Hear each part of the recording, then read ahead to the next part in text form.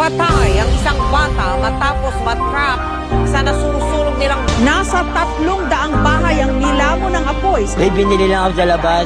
Pagbalik ko po, ang lakas na ng apoy. Hindi nga nakalabas sa bahay yung maglola, kaya naman nasuwi sila dito sa sunog. Mga laman na ng bahay na tuloy sa kuboy-boy at ang dahil lang ng sunog ay hindi pa rin tukoy. Galing pang trabaho at pagod ang katawan, pero di mapaliwanag ang ngiti ko sa daan. Hawak-hawak pa ang supot, regalo ang laman. Aking ina susorpresahin sa kanyang kaarawan, pero napatingin sa hindi kalayuan. Aking napansin bakit sila nagtatakbuhan. Agad lumapit rin nang masagot ang katanungan ng aking marating. Balahibo ko nagtayuan. Mamberto, Mamberto, yung bahay niyo tupok. Sigaw nung aling dumaan, tila kabado ang tunog. Nag-iba aking kutob at tinakbo ko na agad. Ang nanay kong may karamdaman at hirap na maglakad. Taimtim ang dasal at tinahak ko ang daanan. Usok